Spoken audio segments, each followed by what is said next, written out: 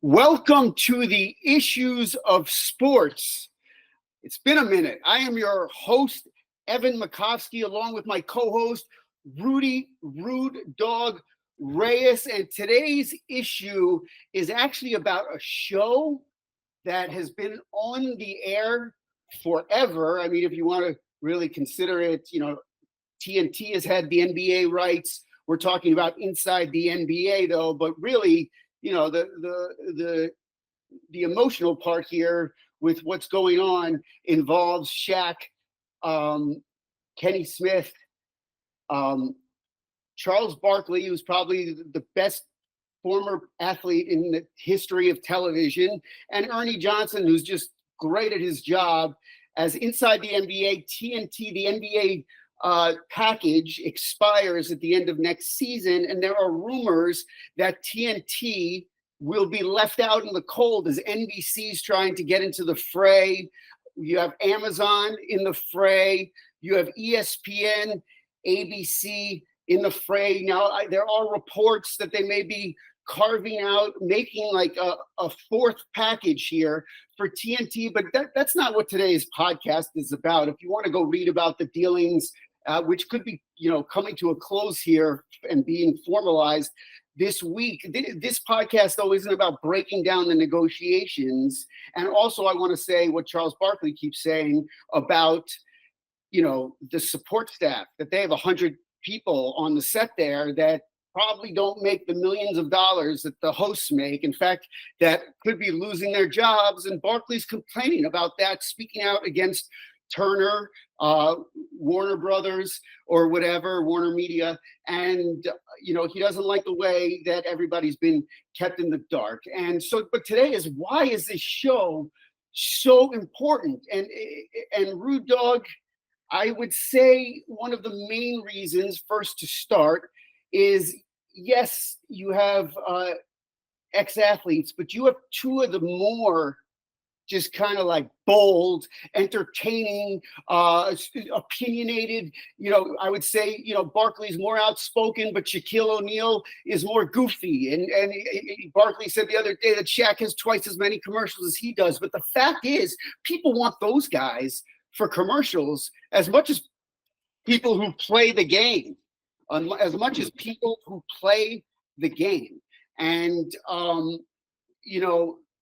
it's just sad that the band could be broken up. Well, if we were talking about the Beatles or we were talking about any other foursome that has done absolutely fabulous things within the entertainment industry, this is certainly considered entertainment, right? When you look at the NBA and the show that's just been on for so, I don't know, almost like feels like forever, to be honest with you, but with every single show that they have, it just makes you wonder, how do they keep the chemistry together? How is this formulated? What makes it work? What makes it tick? What are the nuances as to why people keep coming back over and over and over, including myself at times, to actually watch the show? Why? Because it's entertaining, and they do it in such a way that allows for people to really relate, former players to really relate. That's why they do a lot of ads, and they show the ads for these former players, or even current players for that matter, that are not a part of the NBA Finals. So when it comes to Charles Barkley poking fun at the fact alone and crying and whining about the band breaking up and that Shaquille has more commercials than he does, and it's kind of funny, and it adds to the mysticism behind the show and why the show is so relevant because of this back screen banter, between Shaquille O'Neal and Charles Barkley. And we know obviously who the more dominant center was. There's no question it's Shaquille O'Neal. One guy didn't play center. Barkley was kind of an undersized power forward, but go ahead. Well, Shaquille O'Neal was but you've seen him at times try to be that guy, especially in fast transitions, right? Well, he was a superstar for in the NBA. I think he was probably a top 25, top 30 all-time player. Charles Barkley, maybe Shaquille O'Neal is a little higher than Barkley, but I mean, and then you have Kenny Smith, who's a two-time champion, Archbishop Malloy, UNC with Michael Jordan, and he was there before pretty much any of them, if I'm not mistaken. And he's not like, so as bold as O'Neal or Barkley, but he's part of that chemistry. He can break down basketball. He was a really good point guard. He won championships, and he's just a. It just there might one thing they say about like chemistry. It's like you don't have to explain it. Sometimes you can't even put it into words as we're doing a podcast here. It's like, and that could be chemistry, with a coworker, that could be chemistry with a friend, chemistry with somebody that you're dating. But the point that I'm making here is that sometimes it just happens or it doesn't, almost like, and I don't know the reason. And I'm a big Bob Costas fan and whatnot, but he's hosted a ton of studio shows, and I can't think of anything, and that's not necessarily a fault of his own. I can't think of another show that draws me in, like pre or post game. Like I don't really watch. I guess another one that could be considered that's been on the Fox NFL Sunday show with Terry Bradshaw. He's been on that forever. Menifee wasn't always the host. They turn people over. If you go back to the 90s, Ronnie Lott was on that show. Chris Collinsworth was on that show for a season. But that show with Howie Long, Strahan, Jimmy Johnson, Terry Bradshaw, Jimmy Johnson, and Kurt Menifee. Thank you. And Gronkowski's on it now. So, what? But you just made a bad face. You don't like Rob Gronkowski? I'm not a fan. I'm not a fan of Gronkowski at all. I just thought you made a face like a child. You made a face like it was food that tastes bad. It's like green beans and bacon. It's like, gosh, stop it. What I would say is that show has action, has electric personalities, Fox NFL Sunday, but it doesn't flow. I don't, I care somewhat about Jimmy Johnson's opinion, but I care, like, and you brought it up too, that they can call out the players, that they get tweeted. So they have the respect too, where they can call out players, and they have the personality. They're bold. I think everybody on there is smart. I think I can say, and this doesn't matter, but I met Barkley around my birthday last year. If you remember, I sent a photo and I talked to him at the bar for about 25 minutes. We were watching the Rangers beat the Diamondbacks in the World Series to clinch it. And he was so nice to everybody. Like, it's not an act. Like he talks about like how, whatever he gets paid, I don't even know what he gets, $10-12 million. I know they're talking about he's looking at, but he's worried about the support staff. He treated me, this is so rare because no, we're not in the same tax bracket. Very few people are as him, but he bought me a drink at the end, which was nice and unnecessary. But, we talked about everything from, I asked him, because he was on 60 Minutes, if he's still sideways with Michael Jordan. He said yes. That was because of him calling him out as Charlotte owner or whatever. And Jordan didn't like that. And Barkley was like, I have a job to do, man. Sorry. And, if you weren't my friend, I would call you out. So I have to. I actually agree with him. And Jordan just went nuts, supposedly. But we talked about, he was just so real. I felt like he doesn't need to hang out, and like he could be your friend. Do I think Jennifer Lopez would be your friend? No, I don't. No, not at all. I don't think J-Lo would be your friend. I think she's too rich, too big time, and I know these are hypothetical, like, Barkley can hang in that world because everybody likes him, but he is the real deal. And I think that's part of it. I think they're outspoken, and all of them seem like pretty nice guys.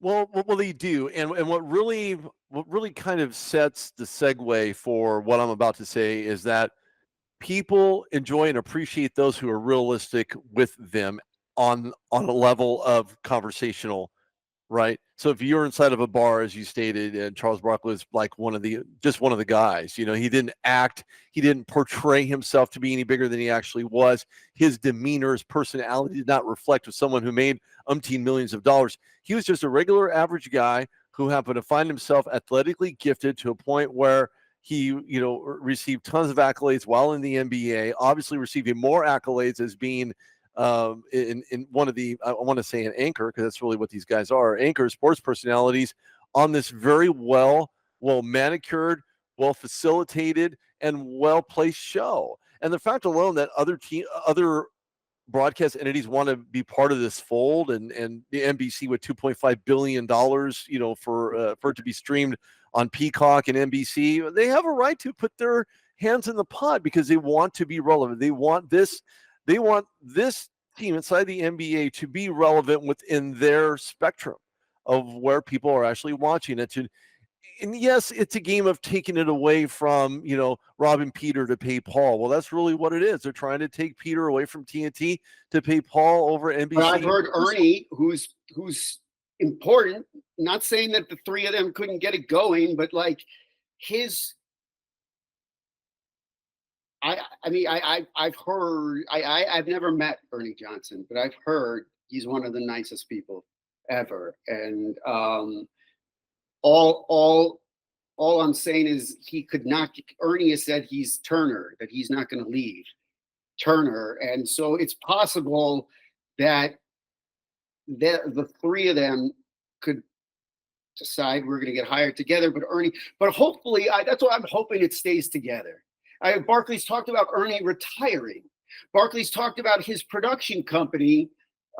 You know, like I have EMAC LLC. I mean, for his production company could pay Kenny, Shaq, and basically get the show sponsors or whatever to pay their salary, and they could, whatever it takes. I honestly, I feel a draw to that show. I almost sometimes like watching that show better than the actual game. Yeah, I'm just saying, like there's something to it. You heard Commissioner Silver talk about that show is important, and I think we like them. We want to hang out with you. Like, I just don't think the Fox, maybe it's because football's not on as much during the year, but I don't feel any, like, okay, I Terry Bradshaw and, you know, Jimmy Johnson and Howie Long. Like, I've interviewed Howie Long and I think he's bright, but I rarely even watch that show, but that's just the one that I'm thinking of as far as comparisons go, where that had the entertainment. But like, you look at NBC Sunday Night Football and whoever's on there, you know, Chris Sims or whoever they have, Devin McCourty now from the Patriots, or it's just more like, tell me what's going on about football. They are celebrities, but they do their job, and their celebrity is not really a distraction. I don't think they don't, you know, but they will talk about, you know, random stuff though. Like if Barkley has a random spirit, which I like too. I like that they don't just. I think it's really about flow though. It's about flow and continuity, right? And the type of camaraderie that you have on the set. And because I work on network TV and I'm a news reporter for KSBY, there's a certain level of camaraderie. I'm not an anchor, or at least not yet anyway, but you have a certain type of camaraderie. You have an ebb and flow to the conversation within the context of the basketball. Is almost like turns into secondary at that point, right? It's like taking that side of the pillow and flipping it around. Obviously, it's now the cooler side of the pillow, as a former late ESPN great Stuart Scott said one time. That's really what this is. And if Stuart Scott was alive today, he would probably be on the show with Shaquille O'Neal, Charles Barkley, Kenny Jet Smith, and Ernie Johnson. You mentioned Ernie Johnson earlier. Ernie is a guy who's a stapled, contractually fair guy who loves Turner Broadcast, and I don't blame him. They come out And with he a lot does of the great baseball, programming. and I don't know if they have some golf or whatever.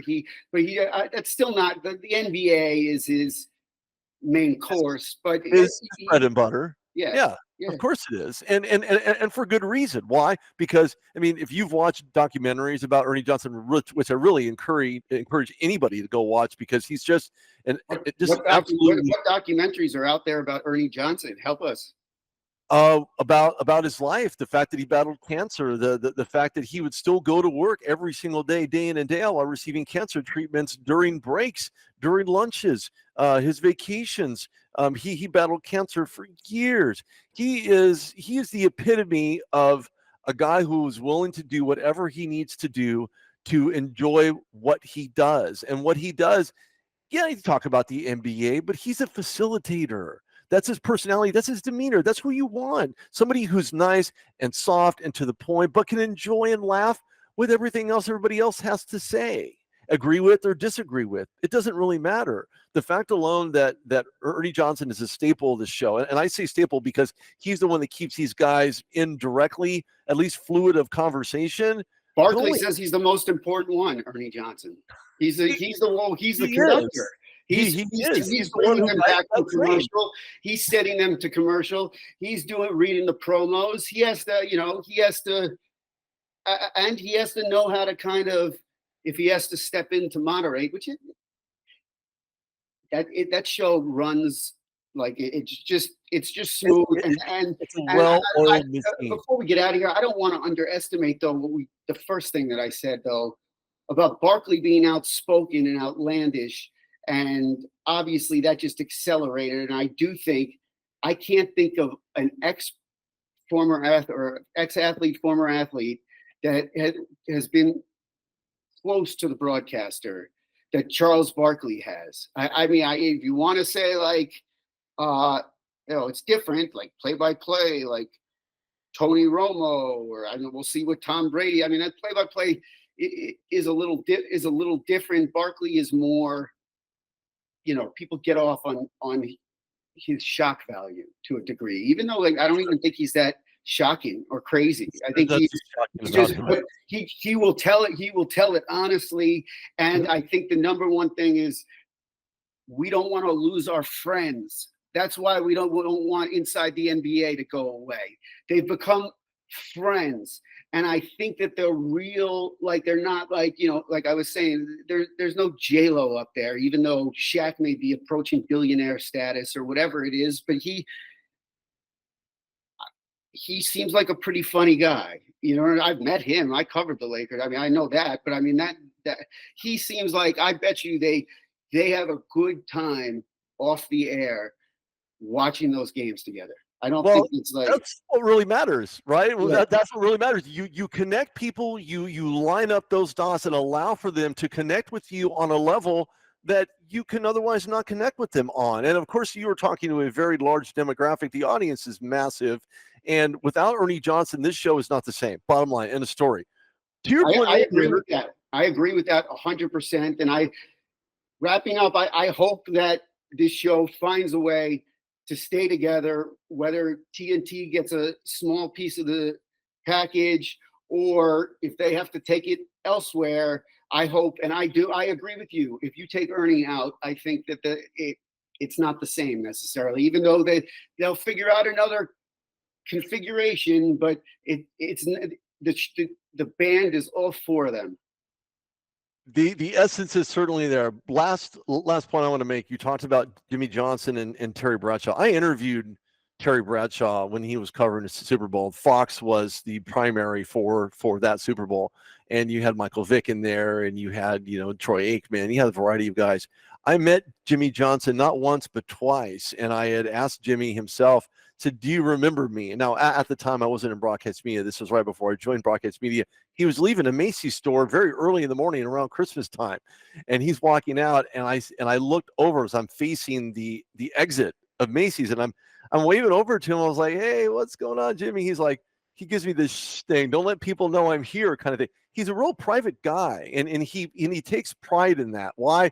because he doesn't want people come screaming at him. And if you were to see him, you know who Jimmy Johnson is, just like you know who Ernie Johnson was. Not that they're even remotely related, but Johnson and Johnson, both of these guys are one of those components that you can't have the show without Jimmy Johnson. You can insert whoever you want, but without Ernie Johnson as a part of that NBA, the inside the NBA, it's not the same. Yeah, you could try to replace Jimmy Johnson, and that's great and wonderful. And you could pull someone else in, like maybe a Rod Wilson, a Rod Woodson, excuse me, or you pull in Chad Brown. You can pull anybody you want. But when you have people that are on the same set for so long, they build the mutual respect, whether they agree or disagree. And that's one of the things that I enjoy about Terry Bradshaw, Jimmy Johnson, and whoever else. And fine, they don't really have the moderator that inside the NBA does in Ernie Johnson. Not to take anything away from Kurt Menefee whatsoever, but to the extent of the unity and being that mass conductor, and does it in such a way that it's so non-evasive, just makes him so much of a centerpiece in all of this, in all the talks and all the conversations about where they are going, if they plan on it or if they don't. It's going to be tough for NBC to pull them away from TNT. It's going to be almost impossible to do. But if they do, it's going to come at a massive cost. That's going to wrap up the issues of sports. We both send our prayers to the man upstairs that inside the NBA will stay intact in one form or another because it makes us happy. And it's that simple. It makes us happy, and maybe we don't have to explain it past that. And it's just elevated without, expectations into really the greatest, I guess, studio show. I mean, still crushes. We don't need to get into ESPN, but I mean, they don't have what's going on at TNT. They just don't. Even with Stephen A. Smith, Michael Wilbon, Bob Myers, whoever else they put on there. It's that hard to get, and that's the other thing. Once you get to that, you don't want it to go away. So for Rudy Rude Dog Reyes, I am Evan Emac Makovsky, and we will see you on the next episode of the Issues of Sports.